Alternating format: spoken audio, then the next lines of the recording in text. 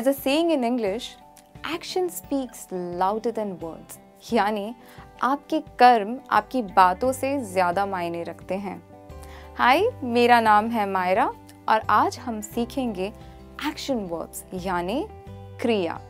अगर आप इंग्लिश में फ्लुएंटली बात करना चाहते हैं तो आपके लिए वर्ब सीखना बहुत ज़रूरी है। आइए देखते हैं कुछ वर्ब्स जो हम रोज़मर्रा ज़िंदगी में यूज़ कर सकते हैं।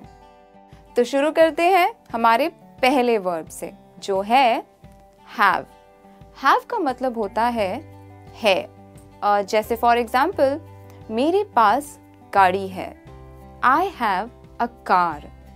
या फिर मेरे पास स्मार्टफोन है, आई हैव अ स्मार्टफोन। यानी कि अगर आप बताना चाहते हैं कि ये चीज़ मेरी है तो आप हैव का इस्तेमाल कर सकते हैं।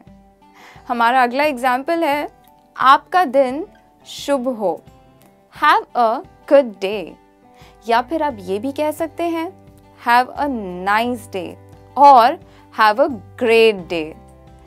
आपने परीक्षा में अच्छे नंबर लाए हैं, you have scored well in exams. Oh wow, that's amazing. तो इस तरह आप हैव वर्ब का इस्तेमाल कर सकते हैं अपनी डेली कॉन्वर्सेशन में। अब हमारा नेक्स्ट वर्ब है बी। बी बहुत ही इंपॉर्टेंट वर्ब होता है इंग्लिश फ्रेजेस में। अब बी का क्या मतलब होता है? बी का मतलब होता है होना। जैसे फॉर एग्जाम्पल, मैं सिंगर बनना चाहती हूँ, I want to be a singer. अगर आप किसी से दोस्ती करना चाहते हैं या फिर आप किसी को दोस्त बनाना चाहते हैं तो आप उनसे कह सकते हैं, क्या आप मेरे दोस्त बनेंगे? Will you be my friend? अगला एग्जाम्पल है सबके साथ अच्छे रहें, बी नाइस टू एवरीवन। तो इस तरह आप सबके साथ अच्छे रहिए और बी का यूज़ अपने इंग्लिश फ्रेजेस में करते रहिए। चलिए बढ़ते हैं आगे। हमारा अगला वर्ब है डू। डू का मतलब होता है करना। फॉर एग्जाम्पल, अगर आप किसी को पूछना चाहते हैं कि वो क्या काम करते हैं तो आप उनसे पूछ सकते हैं, आप क्या करते हैं? What do you do? या फिर आप कह सकते हैं, आप खुद से कर लीजिए, Do it yourself। वैसे हमें हमारा काम खुद ही करना चाहिए। चलिए देखते हैं हमारा अगला एग्जाम्पल जो कि है, क्या आप पिज़्ज़ा पसंद करते हैं? Do you like pizza? अब इसमें पिज़्ज़ा की जगह कुछ भी लगा सकते हैं, जैसे कि डू यू लाइक आइसक्रीम्स और डू यू लाइक चॉकलेट्स। अगर आपसे कोई पूछे डू यू लाइक चॉकलेट्स तो आप उसके जवाब में कह सकते हैं, yes I do like chocolates. या फिर आप ये भी कह सकते हैं, नहीं मुझे चॉकलेट्स पसंद नहीं, no I don't like chocolates, chocolates खाने से मैं मोटी हो जाऊंगी। तो इस तरह आप डू का यूज़ कर सकते हैं अपने इंग्लिश कॉन्वर्सेशंस में। तो चलिए अगला वर्ब है गेट। अब गेट का मतलब होता है प्राप्त करना या फिर हासिल करना। तो फॉर एग्जाम्पल, अगर आप किसी से आराम करने के लिए कहना चाहते हैं तो उनसे आप कह सकते हैं, थोड़ा आराम कर लीजिए, गेट सम रेस्ट। अगर आपके घर कोई मेहमान आते हैं तो आप उनसे पूछ सकते हैं, क्या मैं आपके लिए कुछ ला सकती हूँ? Can I get you something?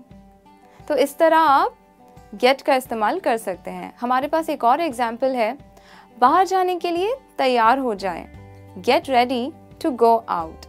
तो इसी तरह आप गेट का इस्तेमाल कर सकते हैं अपने इंग्लिश सेंटेंसेस को फ्रेम करने में। आइए बढ़ते हैं हमारे अगले वर्ब की तरफ जो है आस्क। आस्क का मतलब होता है पूछना। अगर आप किसी से कुछ पूछना चाहते हैं तो आप उनसे कह सकते हैं, क्या मैं आपसे कुछ पूछ सकती हूँ? मे आई आस्क यू समथिंग? और जिसके जवाब में आप कह सकते हैं, yes you may ask me anything, जिसका मतलब है जी हाँ, आप मुझसे कुछ भी पूछ सकते हैं। तो इस तरह आप आस्क वर्ब का यूज कर सकते हैं अपने इंग्लिश सेंटेंसेस को फ्रेम करने में। चलिए देखते हैं कि हमारा अगला वर्ब कौन सा है। हमारा अगला वर्ब है से। से का मतलब होता है बोलना। अब जैसे कि अगर हमें किसी से कुछ पूछना है तो हम कह सकते हैं आपने क्या कहा, What did you say? या फिर आप कह सकते हैं कुछ बोलिए, Say something। अगर आपने उनकी बात ठीक से सुनी नहीं और आप उन्हें दोबारा सुनना चाहते हैं तो आप कहेंगे, दोबारा कहेंगे, Say it again। तो इस तरह आप से का यूज कर सकते हैं इंग्लिश के सेंटेंसेस को बनाने में। अब हमारा अगला वर्ब है टेल। टेल का मतलब होता है बताना। अगर मुझे किसी से कुछ पूछना है तो मैं कहूँगी मुझे एक बात बताओ, टेल मी समथिंग। या फिर दूसरा एग्जाम्पल है उसने मुझे कुछ नहीं बताया, he didn't tell me anything. आपको अक्सर इंटरव्यू में इंटरव्यूअर एक सवाल पूछते हैं जैसे कि tell me something about yourself, जिसका मतलब होता है मुझे अपने बारे में कुछ बताइए।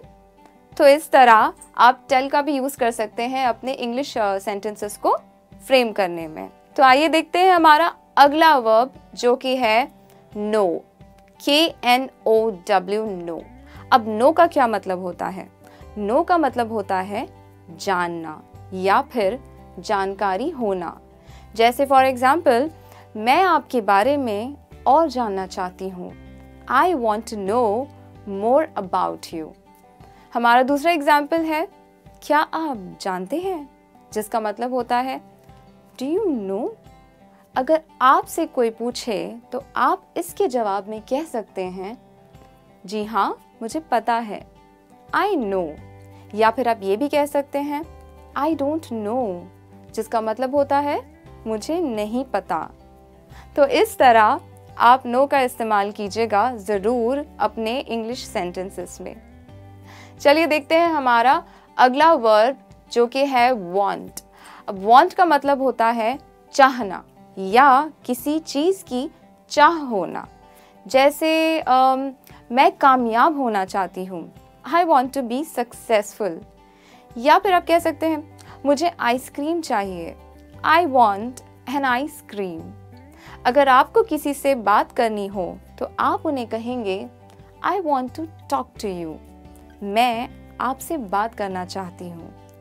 अगर आप पार्टी के मूड में हैं तो आप कहेंगे I want to party।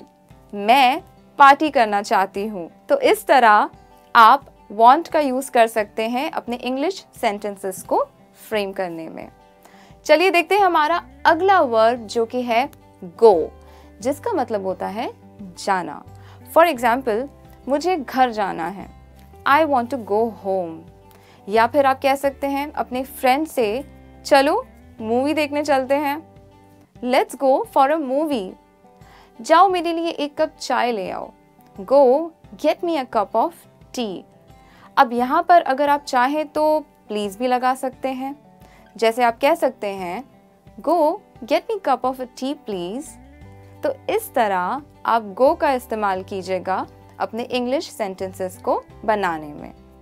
चलिए देखते हैं अब हमारा अगला वर्ब जो कि है कम। अब कम का मतलब होता है आना। जैसे फॉर एग्जाम्पल अगर आप क्लासरूम या किसी की ऑफिस में एंटर कर रहे हैं तो आप उन्हें पूछेंगे क्या मैं अंदर आ सकती हूँ, मे आई कम इन। तो इस तरह अगर आप अपने फ्रेंड्स या रिलेटिव्स को घर पर इनवाइट करना चाहते हैं तो आप कह सकते हैं कभी आइएगा हमारे घर, कम विजिट आवर होम समटाइम। हमारा अगला वर्ब है सिंग। सिंग का मतलब होता है गाना गाना। अगर हमें किसी की गायकी पसंद आती है तो हम उन्हें कहेंगे वो बहुत अच्छा गाते हैं, ही सिंग्स वेरी वेल। और अगर आप किसी से गाना सुनना चाहते हैं तो आप उनसे कह सकते हैं क्या आप मेरे लिए एक गाना गा सकते हैं, can you sing a song for me. तो बिल्कुल इसी तरह आप इस वर्ब का भी इस्तेमाल कर सकते हैं इंग्लिश सेंटेंसेस को फ्रेम करने में। चलिए देखते हैं हमारा अगला वर्ब जो कि है डांस। डांस का मतलब होता है नाचना या फिर नृत्य। फॉर एग्जाम्पल, वो लोग बहुत अच्छा डांस करते हैं। They dance really well. मुझे डांस करने से डर लगता है। I am scared to dance. हमारा नेक्स्ट वर्ब है walk. Walk का मतलब होता है चलना। फॉर एग्जाम्पल, वो बहुत तेज चलता है। He walks very fast. आओ मेरे साथ चलो। Come walk with me. चलिए, आज का हमारा आखिरी वर्ब है जो है learn. लर्न का मतलब होता है सीखना। जिस तरह अभी हम इंग्लिश सीख रहे हैं, तो उस तरह आप कह सकते हैं मुझे इंग्लिश सीखनी है। I want to learn English. मुझे नई चीज़ें सीखना बहुत पसंद है। I just love to learn new things. आप जितना ज़्यादा अभ्यास करेंगे उतना ही ज़्यादा सीख पाएंगे। You learn more as you practice. जितना ज़्यादा आप सीखेंगे उतना ही आपका आत्मविश्वास भी बढ़ेगा। You grow in confidence as you learn more. तो इस सीखने के सिलसिले को जारी रखिएगा। जितना आप इंग्लिश में बोलने की प्रैक्टिस करेंगे उतनी ही अच्छी इंग्लिश आप सीख पाएंगे। तो सीखते रहिए इंग्लिश, क्योंकि इंग्लिश आपकी आत्मविश्वास को बढ़ाने में मदद करता है। मैं उम्मीद करती हूँ कि आपको मेरा लेसन पसंद आया है, और अगर पसंद आया है तो हमारे वीडियो को ज़रूर लाइक कीजिएगा और हमारे चैनल को सब्सक्राइब कीजिएगा। मैं अगली बार फिर मिलूंगी एक नए इंटरेस्टिंग लेसन के साथ। तो तब तक के लिए बाय।